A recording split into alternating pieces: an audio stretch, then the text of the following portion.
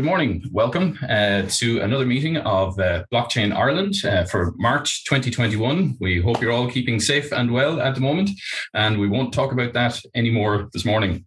As I said, we have a strong update and program this morning with two very distinguished speakers from Europe, and we'll have some updates from our working groups as well for the Blockchain Ireland week of events, which is proceeding well. We will have an update from the startups group and an update from the developer group, who are both running events upcoming. So there's one or two other things as well worth mentioning, and we will get to that in a moment. Just a reminder that this morning's session is being recorded for later playback. So with that, I'm going to hand over to Professor Joyce O'Connor to open the meeting. Joyce. Thanks very much, Paul, and you're all very welcome. And as Paul said, I hope you're all keeping well and safe. This is the fourth monthly meeting of Blockchain Ireland Technology ICT SkillsNet Group. My name is Joyce O'Connor. I'm co-founder and chair of BlockW, whose mission is to create awareness and access to blockchain technologies, but also to promote equity and diversity in its application and its use. On behalf of the steering committee, as Paul has said, we're really delighted to see you all again. When we started back with Blockchain Cluster, the steering group contacted you and you told us what you would like to happen and that you wanted to be an integral part of the growth and development of Blockchain Ireland Cluster. The ESRI study on skills needs gives us this opportunity, as it is a vehicle for you to let policymakers and government funders know what you need and what you want to happen in this sector. You will have received a copy of the ESRI study on March the 12th, and thanks you for those who have responded. If you haven't responded, we'd really appreciate if you would take time out to do that. It'll take around 20 minutes or so. The results of this study will be used by the blockchain community here in Ireland. It will identify the skills that are needed, the skills gaps, the training agenda for all agencies, as you see it, and that's the important part. So it's geared to addressing your needs and realities. So thank you for your participation. Your contribution and your responses will have a significant impact here on what's going to happen in the future. So thank you very much for that. Today, our theme is on Europe. It's on leadership in Europe. And as Paul has told you, Peteris, Zilgalvis and Nena Dokuzov are dynamic, inspiring leaders. They are joining us today. Peteris is based in DC Connect and is head of the Digital Innovation Blockchain Unit in Europe. Europe's ambition, as you know, is to set the gold standard for blockchain technologies. Working with member states, Europe has produced a strong regulatory and policy framework that supports sustainable blockchain innovation, as well as the startup and scale-up ecosystems. Peteris will explore the tension or the apparent tension between the regulatory framework and innovation system, but he will also look at the European blockchain strategy and how it has been implemented. Nena will tell us about making a vision a reality.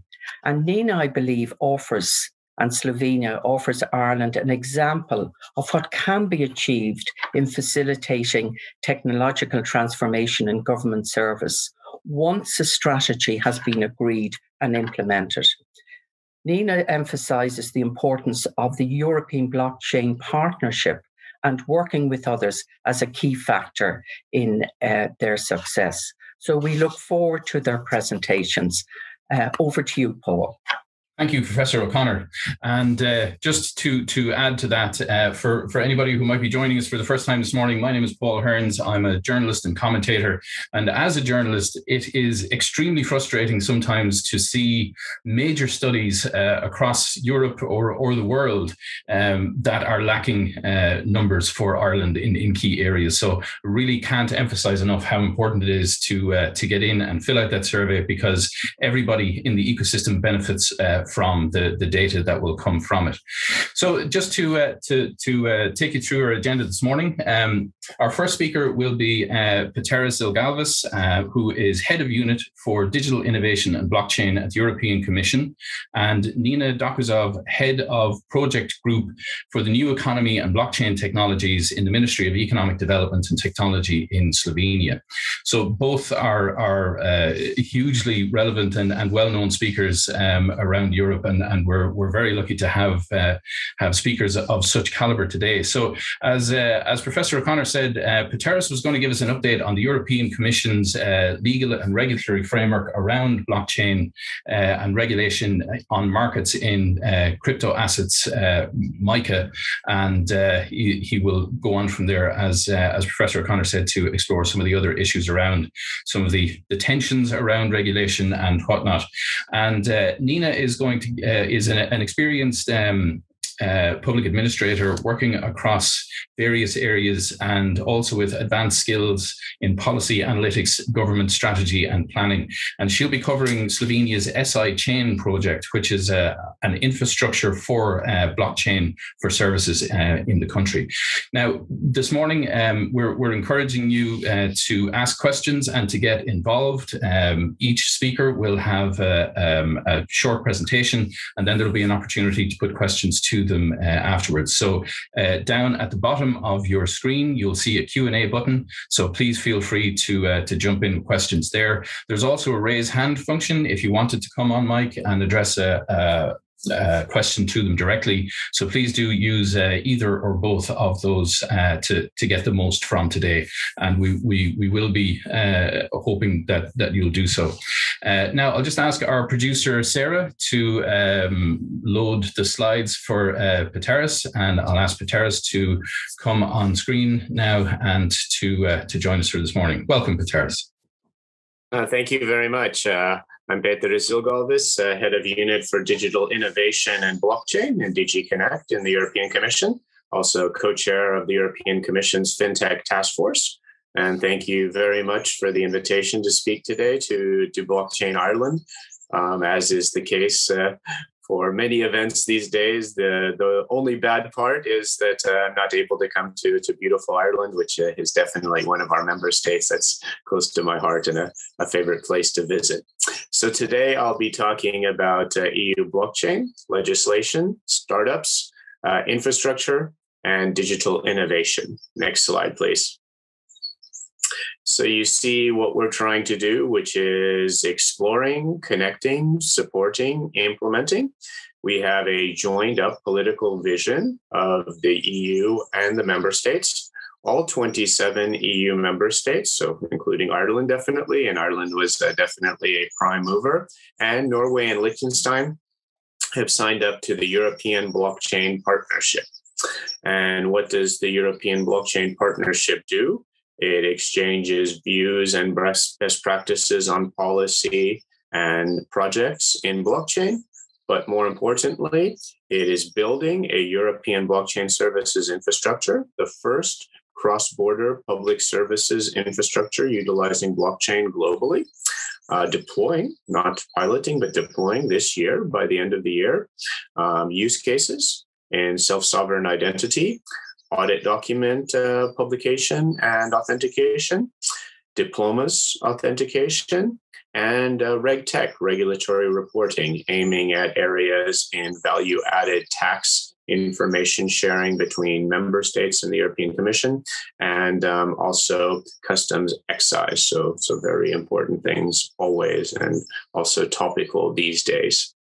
In addition to that, the European Blockchain Partnership, together with us in the European Commission, have been, you could say, informally or pragmatically a regulatory sandbox in building this European blockchain services infrastructure, because while not being a approach that is prohibited or actually mentioned specifically in legislation, it is a new way to do things, which requires either new laws to be adopted. I'll tell a little bit about the markets in crypto assets, but since you don't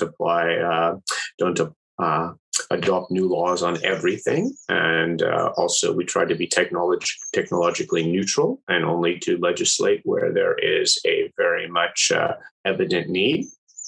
You need to apply the existing legal framework. So this regulatory sandbox functioned and is functioning for the use cases that we have now that I just mentioned, but also under the Digital Europe program, which is going to be the financing for the European blockchain services infrastructure in the upcoming years. We're also going to finance a regulatory sandbox, which will both look at new and future use cases. We're also moving forward on small and medium enterprise bonds, on asylum procedures, and on the European Social Security card on the blockchain. But also we'll be able to receive proposals for working through implementation of blockchain projects from entrepreneurs or member states, which are not necessarily, at least from the beginning, at the European level and taken up by the EPSI. So this is also something we're excited about. We're both moving or being a first mover on the public sector side, but then more broadly, we're trying very much to support the private sector ecosystem.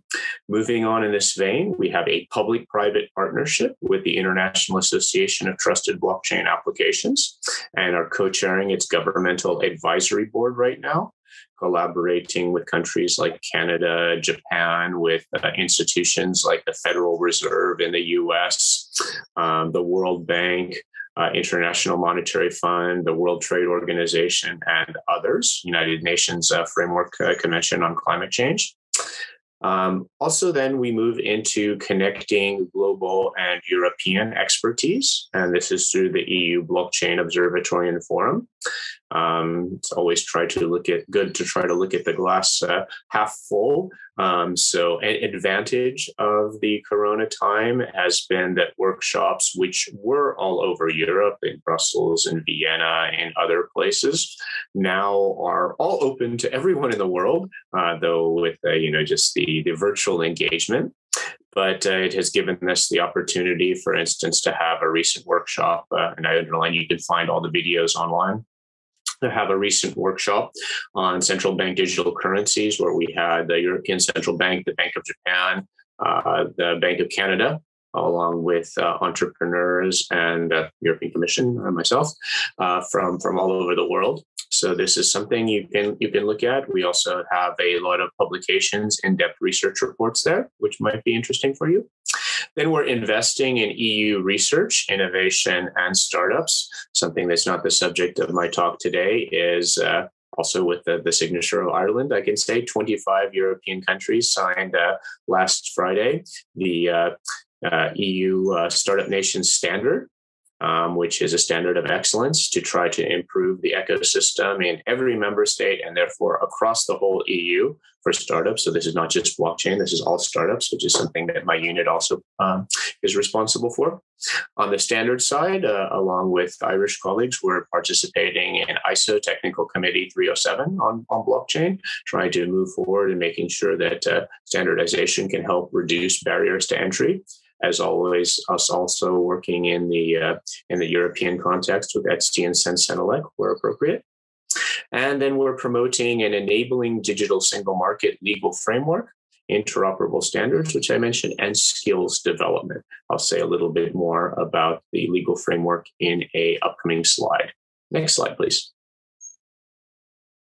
Okay, so this is the International Association of Trusted Blockchain Applications. As I said, there's a governmental advisory board where very many governments are participating.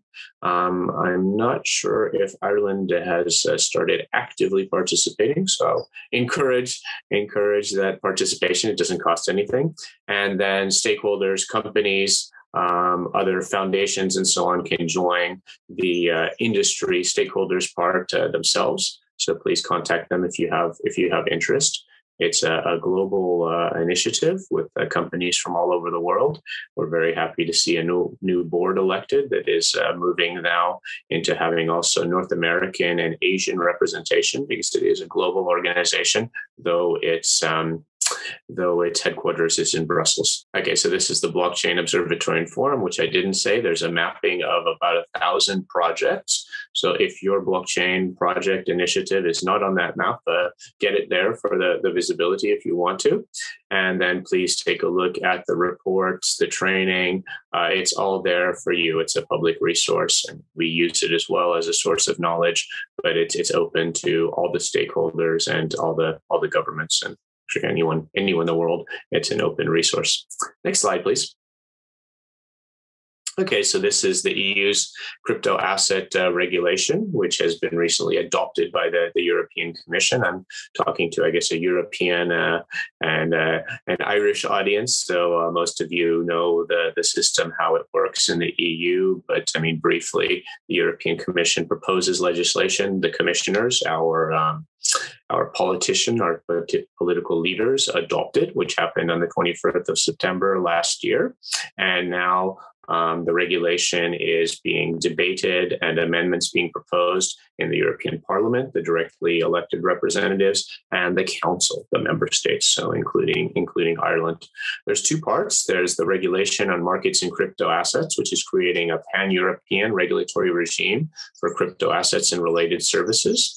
And then we have another regulatory sandbox, this one specifically for market infrastructures, which is creating a safe space for testing innovative DLT-based financial market infrastructures in the EU. And it's a regulatory sandbox plus, because it can remove the requirement for a CSD, a centralized securities depository, because blockchain technically doesn't need this. It's a requirement in the legislation. So again, moving forward with even a regulatory sandbox plus.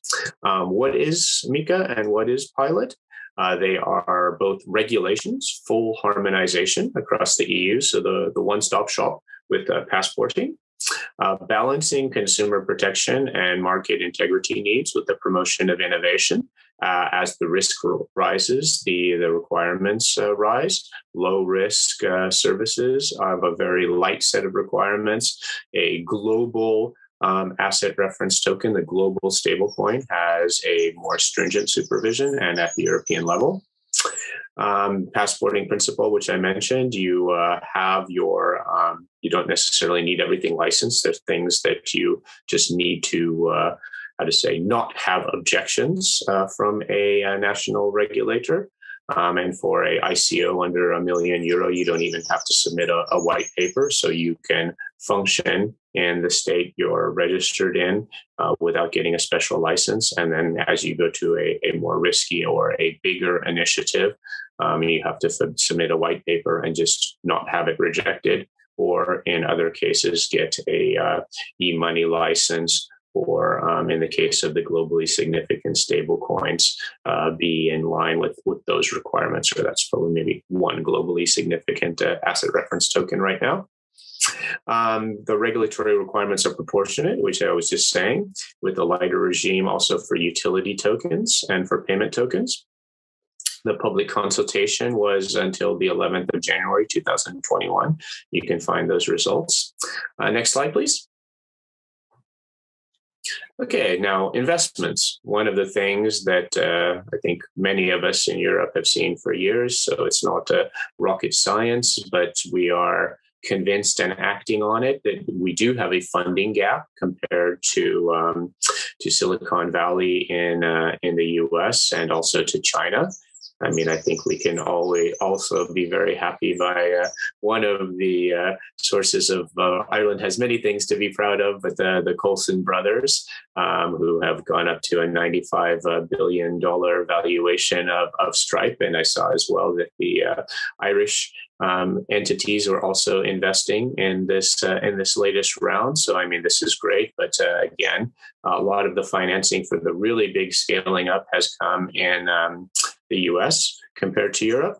So this is one part of the puzzle. This isn't the big scale up funding, but this is specifically investment in AI and or blockchain, and investment for the startups in the early and the growth stages. So this is still not that, massive investment, which we are also looking to support in collaboration with Europe's pension funds and with the Scale Up Europe project, which is being put forward by France. And in this case, we made a 100 million EU contribution in 2020. This was leveraged to 700 million euro last year. It's fully subscribed, so we'll be coming back with another replenishment of the funding and with a higher level.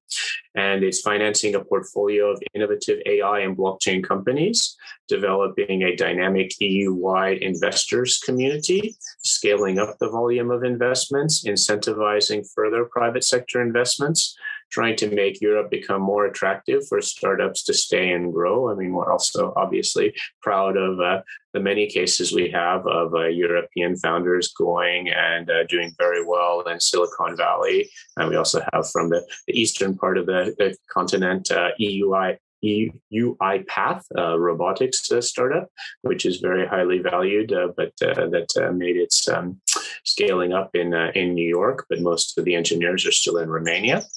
And preparing this future support through the InvestEU program, which should start this year. There you get to the address where you have the up-to-date information on what's happening with these initiatives that I mentioned. There you have the Twitter account of the Blockchain Observatory and Forum. You can find the latest information on some of the things that they're doing. And then you have my personal Twitter account where I try to put also things online in real time even that are happening, like the seminar that we're in today. So thank you very much for your attention. I'll still be here to answer questions, but I look forward to Nena's and Slovenia's presentations coming up now. So I'll end. Okay. Thank you very much, Peteris. So just a reminder that you have the Q&A function at the bottom and the raise hand. So please do jump in with any questions you might have. But just to start the conversation, Peteris, I'll start off. That's given us a really good kind of idea of where things are at the moment, and it's great to get that Europe-wide context. But what were the big challenges in bringing forward the legislation and regulation that, given that there are so many sort of not necessarily competing interests, but I'd imagine viewpoints about how these technologies can be used. So what were the kinds of challenges that you experienced as you were bringing all this together? I have to say that it started with us for fintech, and we had colleagues definitely in the European Commission who were also very closely following the fintech, obviously, including blockchain, and were excited about the potential, not naive, not carried away about the hype, not being oblivious to risks, but being very excited about the potential for Europe. So this was an excellent start. And I think I can also say, if it was ever true that if it moves, the European Commission regulates it, was also not our reaction. It was very much to let the market, the technology develop. And you see, Mika came only last year. On the other hand, there is an attitude in elements of the European political landscape, which you can translate in English as wait and see, but the French attentisme almost sounds better, to kind of wait. And you do see this sometimes in people in various authorities, including the data protection authorities. Well, let's wait to see if the Americans roll it out at scale, or if the Chinese roll it out at scale, and then we can maybe do it better, which, as I think we all well know from the history of innovation of the last years, that this, with a few exceptions, has not really worked. So you do have this certain pushback against anything that is first in the world. There's a lot of support. There's a lot of political support, for instance, from my commissioner, Thierry Breton, commissioners before, Maria Gabriel, from Günther Oettinger. But you do have other people in the political landscape saying, well, this is dangerous for us to be first. And it would be nice that we are really more the startup and scale up continent and ready to go first. We see all the great innovators that we have in Ireland and the rest of the EU who are ready to lead. Okay, well, we have a question in there that chimes nicely with that. Where first of all, John says, "Very good presentation, thank you." But he says, "How can a startup be sure that their business model will not be undermined by future regulation?" So, I suppose because DLT technologies and blockchain are so new that, as you said, there's probably a little bit of an unknown there as to where they will go, and obviously startups will be at the forefront of development. So how would you address that fear among startups and the possibility of future regulation? I would be less worried about the future regulation. If you look at Mika and Pilot, they resulted from basically about 7 years of engagement with the startup and also the corporate community that was thinking of using or was developing blockchain. So, I mean, the public consultation informally and then very formally really did take into account the inputs that we were getting from the community. And actually, this is one of the cases that for years we were hearing regulate, because otherwise we're in this gray area. The banks won't open bank accounts for us. Investors are afraid to come in. We want a pro-innovation regulatory framework, but we want a regulatory framework. You're not going to have probably something coming up rapidly that I would say would inhibit startups. We will be working within EU EID, an upcoming act, to enable self-sovereign identity. And we'll also be working within the Data Act to enable or to ensure that there are not barriers put up to using smart contracts across the whole EU digital single market. But you'll also have the opportunity to have public input. And then, like with the case of Mika, this is sometimes people say, why doesn't the EU move faster? I mean, I don't think we move slowly, but where we do have what I wouldn't call delays, but it's the process. We have the debates in the European Parliament. We have the debates between the member states. I think nobody would want an EU where the European Commission just adopts something and this is the law and top down and this is for the whole EU. We try to be as democratic as possible. I would have some worry, and then this is why it's very good for you to engage as the community, startup community, Blockchain Ireland and others with national regulators, that the application of existing laws I'm positive about the regulatory sandbox approach, but where you don't have sandboxes, sometimes, as I say, we do see this wait and see attitude that, oh, but what will happen? This is a new way of doing it. And I think we have to push forward in Europe to keep full consumer investor protection, but really open up for innovative ways of doing that. Okay. Well, innovation is certainly at the heart of the next question, where David is asking, can blockchain and AI be fused together as a new way forward, or is blockchain treated as a single technology from an innovative point of view? That's quite a big question. I'll answer it quickly. I mean, this is something that, again, in the EU Blockchain Observatory Forum, we've had full day workshops on. But in a quick answer, we completely believe in what could be called the convergence stack or Web3, data coming from IoT, blockchain being a way to manage the consent, manage the data, being processed by AI. All kinds of business models that are going in this direction. Our blockchain fund is the AI blockchain fund. We were co-sponsors and co-organizers of the Convergence Global Blockchain Congress back when things like this could happen with people in Malaga in late 2019. So yeah, I mean, we see there are use cases that are blockchain for tokenization and so on, but we see really the great transformative potential of it being together with AI, IoT, big data, robotics, 3D printing, etc. Great. Okay. Interesting question here from Alan. Again, he says, brilliant presentation. Thank you. But he says, how do you see the pan-global collaboration with the African Union and development of AI and blockchain DLT on the African continent going forward?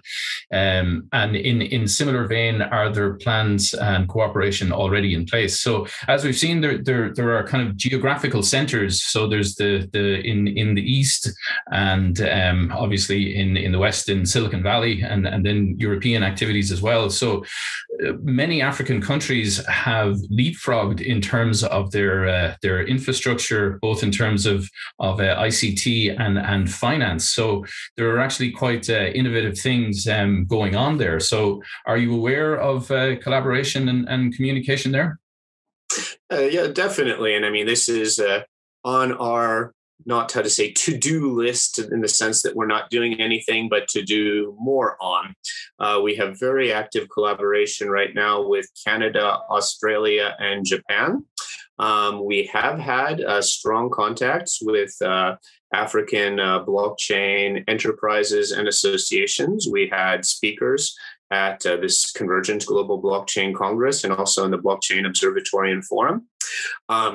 Part of the one of the things that COVID has hampered is that while we can have virtual contacts, we've had less possibilities to host people here. And I mean, we don't travel so much, but I mean, maybe go once and meet people in Africa. So this is something that I think in the new budget, also utilizing the development budget, we're going to pay a lot more attention to blockchain development and collaboration with Africa, and hope that we can get out and meet more than just virtually. And also, I mean, again, host the African entrepreneurs, startups, and also governmental representatives here in Europe, and really develop a more in-depth cooperation. One more question here I'll address to you, just in the interest of time. What's the most innovative use of blockchain you have seen outside of its use in cryptocurrencies? And that's from Seamus. So I think that's certainly an interesting topic for everybody to see where the technologies are developing outside of their origins and probably best known use case. I mean, self-sovereign identity is really exciting. Supply chain, provenance of goods and products, trade finance is, I think, also very much an area where it's eliminating the need for still paper that's in many cases.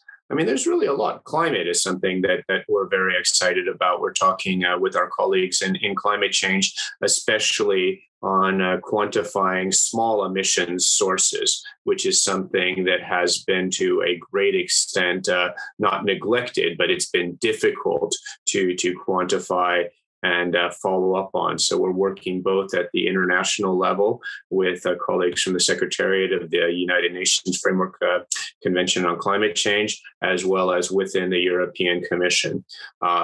Linked to that, and upcoming workshop of the EU Blockchain Observatory and Forum, is the energy expenditure of blockchain as such, where in this context, we see, proof of stake, proof of authority, other ways of ensuring trust, hopefully in the future, than proof of work, or ways that proof of work can utilize more renewable energy and not take it away from, let's say, other energy consumers who need the renewable energy. So this is a debate that also has to go on. Okay. There's one. I'll get you to do a very short answer to this. Kraken is asking, where will Horizon Europe fit into this? Although he did have a comment for the what's the timetable for the wait and see, but I think that might have been half in jest. So the where Horizon Europe will fit in this is probably the pertinent question. Okay, Horizon Europe will definitely have a fairly substantial budget for blockchain. It'll be going out through next generation internet. So look there, decentralized technologies more generally, but definitely including blockchain. And we're not waiting and seeing. We're implementing the European blockchain services infrastructure, but this is where we get some pushback. Wait for others to influence just this kind of infrastructure before we move. But we've got the budget, we're doing it. But we have to work at it every day. Very good. Okay. Peteris, thank you very much for that. That's been extremely informative. And as you can see from the number of questions, it's certainly something that the audience is very interested in. So thank you very much for your time this morning. It's greatly appreciated. We're only slightly over time, but we'll move swiftly on. We're going to have some updates from our working group members. So I'm going to ask our producer, Sarah, to add Dara, Fiona, and Bernard as panelists. And just while they are coming on, I'm going to do a quick announcement first. Technology Ireland ICT SkillNet is announcing that the next iteration of its Future in Tech program is now open for applications.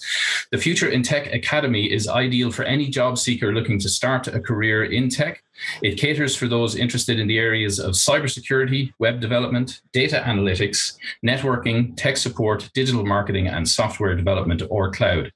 Successful candidates can look forward to a boost in robust training programs augmented with much sought after industry qualifications. There's live online tutor-led classrooms which are supported with access to industry mentors to guide participants as they move.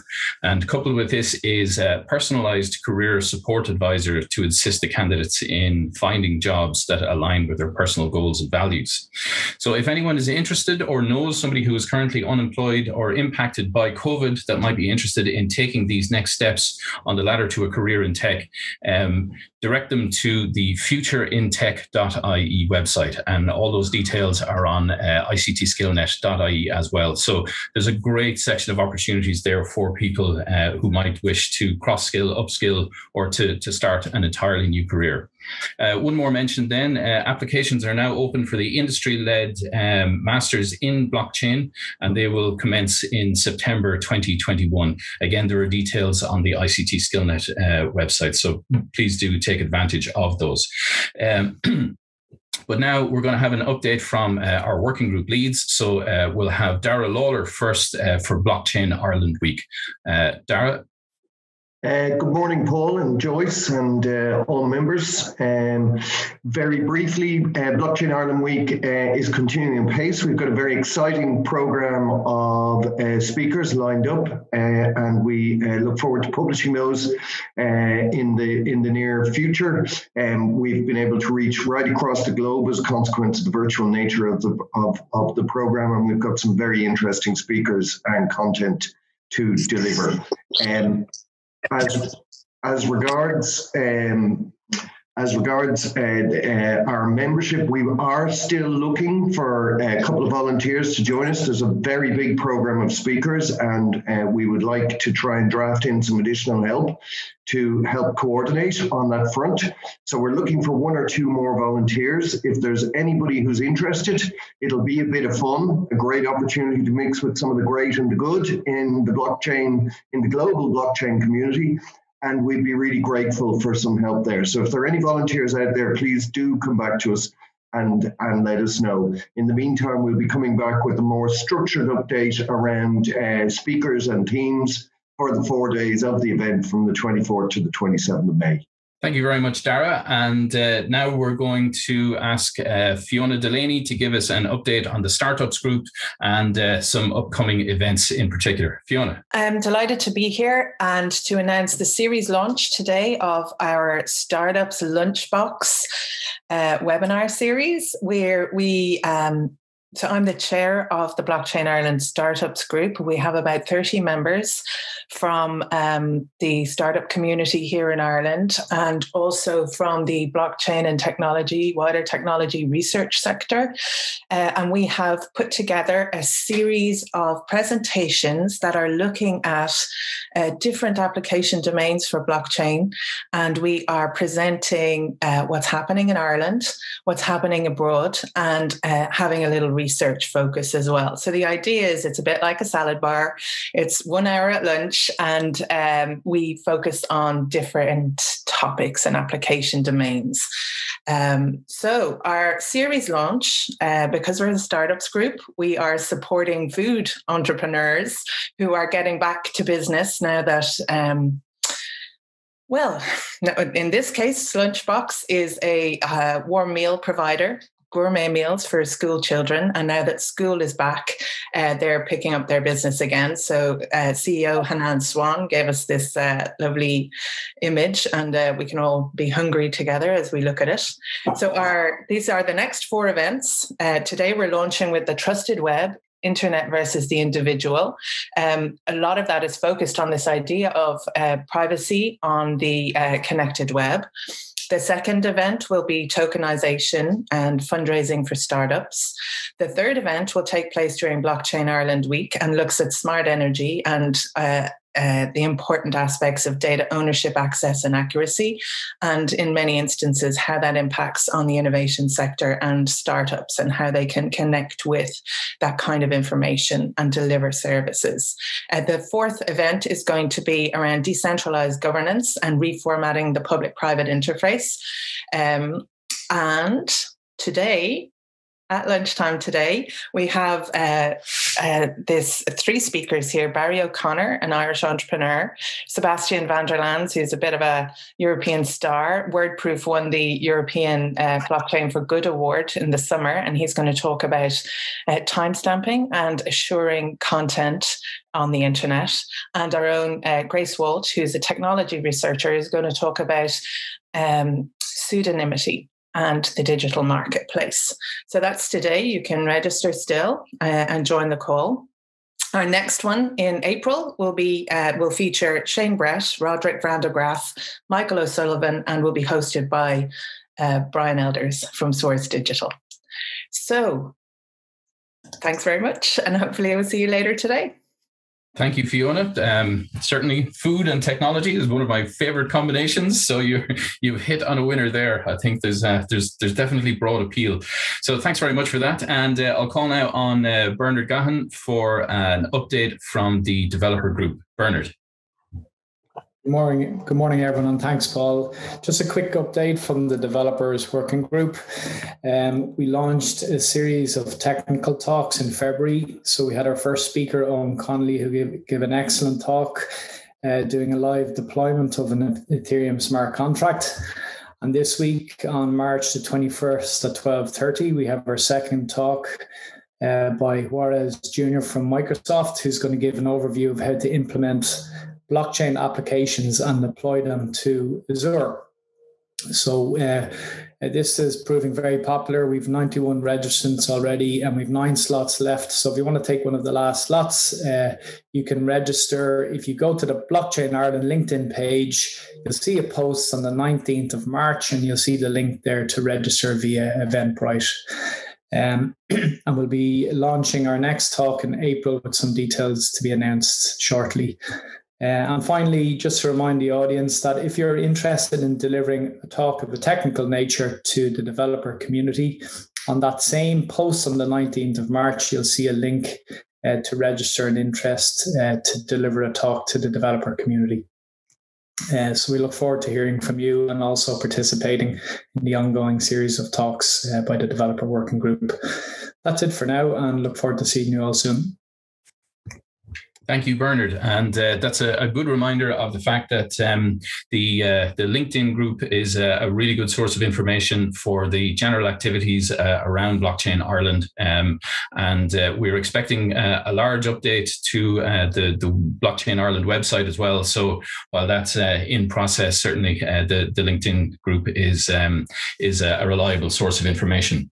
Thank you very much to all our working group leads and to the other working groups as well. Everybody is working away in the background. So thank you to everybody for their efforts. But now on to our second speaker who's been patiently waiting. Thank you very much. I'll ask our producer, Sarah, to load the slides. And I'll just reintroduce Nena Dokuzov, who is head of project group for the New Economy and Blockchain Technologies and the Ministry of Economic Development and Technology in Slovenia. And Nena is going to give us an update on Slovenia's SI Chain project and European Blockchain Partnership and Infrastructure Services. So she's very well placed to describe the pioneering work that has been happening in Slovenia. So welcome, Nena. Thank you very much. I had some problems with onboarding, but now I hope we are together and we can see each other. I would also like to, I'm very happy that you invited me again here to speak about European Blockchain Partnership. I'm sure that Peteris was explaining this very well, and he explained everything what is happening there. But for the last part, for the C chain, I would like to also invite the project lead of C chain. This is Slovenian National Blockchain Infrastructure. But now I would like to start. I would like to start with also with a little bit with the past. It all started on the European level with the EU Blockchain Observatory and Forum. And I'm very happy to say that the European Blockchain Observatory and Forum, with new composition, launched recently one very good report, and this report can be is reachable, or you can check this report on the EU Blockchain and Observatory Forum, mapping of all European blockchain ecosystem. So I suggest maybe to contact persons in EU Blockchain Observatory and Forum, as I see that you have quite strong happening in Ireland on blockchain. So I think that you have to be positioned on this mapping on the next version of the report as well. The second thing is that they also try to figure out what verticals will be covered by the blockchain. And then the research is going into energy efficiency, into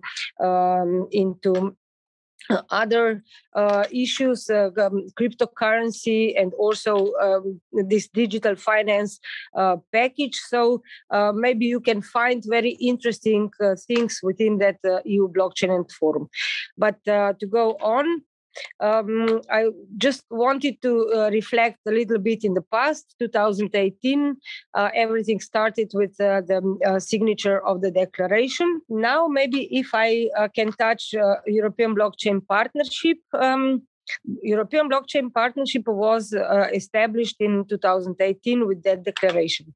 But after that, in 1 year of quite intensive work, we adopted a certain mission statement. Okay, that blockchain partnership will share experiences, best practices, key learnings, and the cooperation of policy and regulatory cooperation between member states, creation European ecosystem, promoting interoperability, promoting the cooperation between public and private sector for blockchain infrastructure. We can go to the next slide, please. And also that we will develop European blockchain services infrastructure. That development is now in the second stage. Okay, we are expecting the version 2 of European blockchain services infrastructure now in April.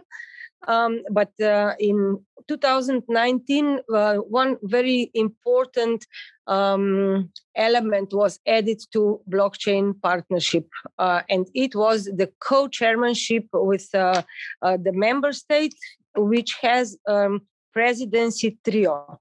So now, at this moment, we are in the presidency trio: Germany, Portugal, and Slovenia. Portugal has a presidency of European Council this year.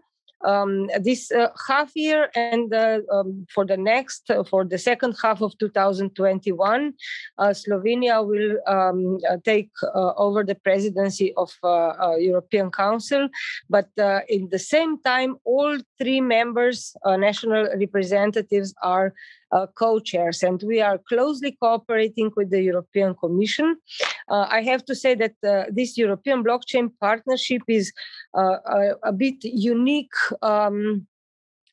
installation of or communication between member states and the European Commission, because everything is agreed, everything can be adopted by consensus, and also we have a type of voting for the infrastructure issues, for use case issues that can be onboarded on European blockchain services infrastructure.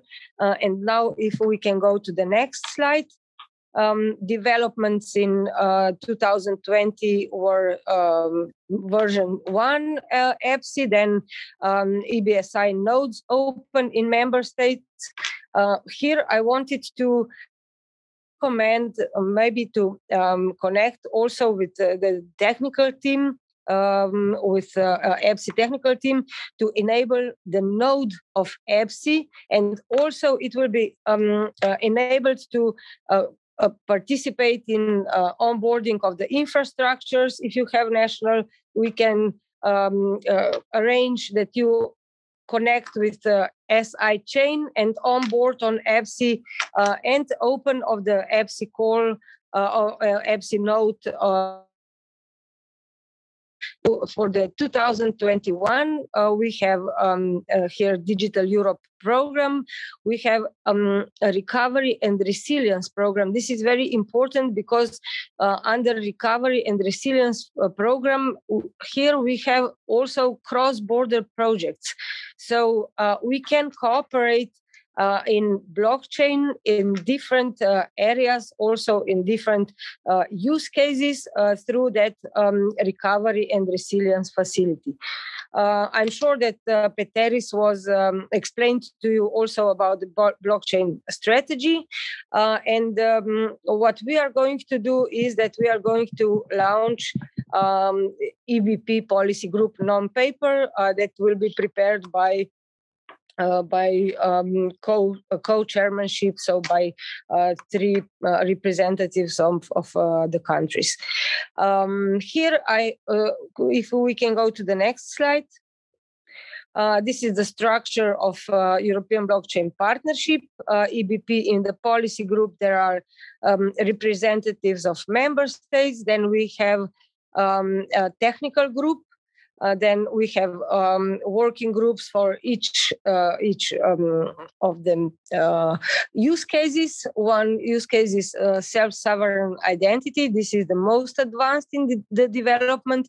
Then working group on notarization and taxation, and working group on diplomas on blockchain. And I would take this opportunity to draw your attention into this working group or diploma use case, because it can be very relevant also for you and for the audience today, as knowledge and the certificates for diplomas, for obtained knowledge, for formal and informal qualifications can be put on blockchain and traceable through European Union in all the member states, also using European blockchain services infrastructure.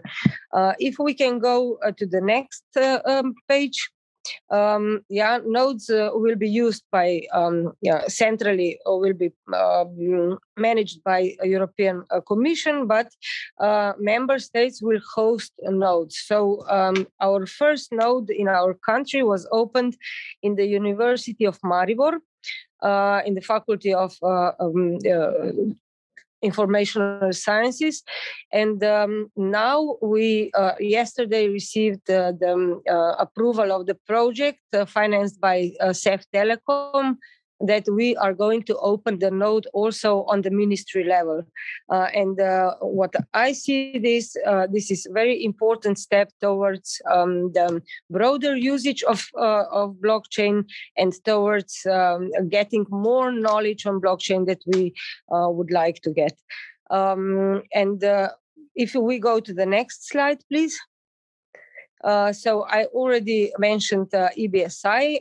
We have 4 pilots, and for the next slide, what is important here I wanted to point out what is important, and we first have to open the node. Then we onboard, for example, our national infrastructures and services, and also we test European infrastructure and services. Then it goes to the phase of implementation. Together, we are raising the skills and the competencies. We further, in the further steps, go to transfer that knowledge and competencies into legacy and traditional companies. And what is very important is to have a very engaged community, also the community among students, the community among companies, and to attract the attention of traditional companies to integrate blockchain solutions into their existing or future IT systems. This was how we started in Slovenia. And also, I have to say that we a very strong community starting in 2017, and it is building up. Now we have quite mature ecosystem, and we are upgrading it also through the European regulatory framework, which will be quite intensively integrated into our legislation in the future months. Okay, thank you very much for this. I hope that you managed to connect with my colleague Tadej. Indeed, thank you, Nena. And Tadej is online. And just a reminder that Tadej is CEO at Hashnet Slovenia, an expert at UN CFACT, and an expert panel member at the European Blockchain Observatory and Forum. So Tadej is going to be able to handle any of the technical aspects of questions you might ask to address to Nena and the Slovenian experience. But thank you very much for that, Nena. That's a very comprehensive view, and I think it really does reinforce how much of a pioneer Slovenia was in this area. So just to sort of start the conversation, and again, just to invite people that the Q&A function is open there, and your raise hand if you want to come on mic. So please do take the opportunity. But just to sort of start off, you mentioned there about the opening of the first nodes in the EBSI initiatives and everything. But when, as far back, say, as even 2017, when you began looking at this, what kind of infrastructure was in place, and you know, what were the challenges you had, perhaps on a technical as well as a sort of a strategy aspect when you first started looking at these technologies? These technologies, that there was a huge issue on that Bitcoin and energy consumption and low transaction speed and so on. So we started to develop our own national blockchain infrastructure because we saw that there are challenges on energy consumption, and also there are challenges on the speed of that blockchain. After that, Ethereum appeared, and it was the popularized blockchain infrastructure. But in parallel, we managed to develop SI chain. This is Slovenian chain, Slovenian infrastructure based on Hashnet. And today, now I would like you to present a little bit how the development went here with the SI chain, and we can go on with the other strategic thinking after the presentation, if you agree. Well, welcome, Tadej. Thank you very much for joining us this morning. So please tell us a little bit more about those technical and infrastructural challenges. Well, thank you, Paul. Hi to everybody. My name is Tadej Slapnik. As I was also introduced, I'm a CEO at Hashnet Company, a company that in cooperation with our national telecom provider, Telemach, developed and launched the test blockchain infrastructure for Republic in Slovenia in December 2019. It was approximately half a year of preparation and then launching with, of course, the main goals to test the technology, to show the technology to different stakeholders, to raise the awareness, to share the knowledge how this, from the first step, really practical way of using technology, also integrating some use cases on it can be done. Actually, from 2019 on, we are testing different use cases. We engage many of also classical companies that are for the first time getting to know the technology, how it could be employed and used in their business models. We are running on 7 nodes that they are now hosted by our telecom operator Telemach, but we will in future also enable that also municipalities, also ministries will be able to open the nodes. The core services, the first applications that we integrated on it was the blockchain e-delivery use case for safe sending the documents through blockchain, then notarization use case, also different companies which are developing some new use cases that they can integrate them on the national infrastructure, of course test it and prepare it to make the phase of the production ready. Also, we are much interested in cross-border collaboration with other either member states, either communities from different member states that they are thinking to develop their own national infrastructure. We are really open to collaboration to connect such an infrastructure between each other. Now we are preparing the first such a project with Alastria from Spain, for example. Of course, we are collaborating also with the European Blockchain Partnership, and that's why we also, through the proposal of Republic of Slovenia, were selected that our protocol is among 3 of now new protocols that are being tested, like future possible protocols to be used on EPSI also. But we are also, of course, open for the collaboration on the level of how we will be able to connect national blockchain infrastructure with European one. Nena also mentioned that a lot of activities, of course, that we are engaged are connected with our basic infrastructure. But what we did is that through the open call from the European Blockchain Partnership, so-called EPSI blockchain pre-commercial procurement tender, that it was published last year, we form a consortium of different partners. Of course, are developing 3 such use cases that in the future will be also integrated on the C-chain, but probably also wider. The first one is on material passport tracking, is a use case enabling so-called circular economy to trace different material flows with the blockchain technology. Second thing is management of IP rights, enabling, of course, connecting copyrights with directly associated to the owners of that rights, and already mentioned blockchain e-delivery use case that we will on one hand develop, integrate, and then test mostly performance of the infrastructure, scalability, and of course also energy consumption. Where on the end I have to just to add that Hashnet protocol is one of the newest protocols which are much more sustainable regarding the energy usage, also quite fast and also scalable. To open hand of collaboration to the blockchain community in Ireland, mentioning our regional conference on blockchain in enterprise from concept to revenue, taking place already this Thursday on 25th of March, where of course we are together with different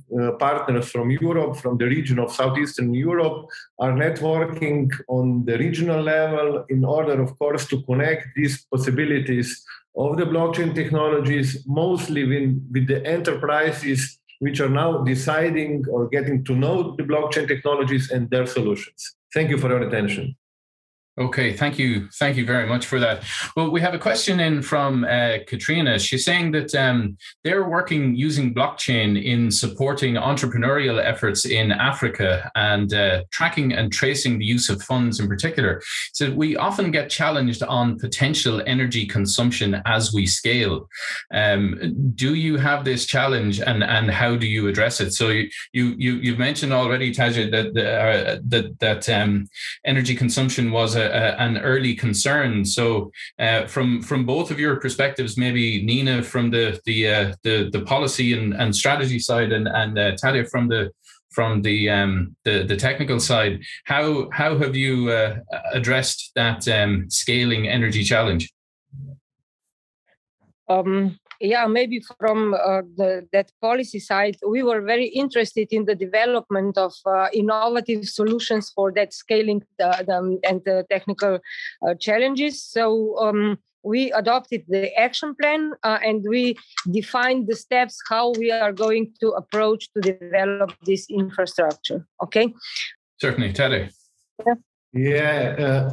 Actually, the main reason is that the hashnet as a blockchain infrastructure is more sustainable, is that we don't use proof of stake consensus protocol anymore.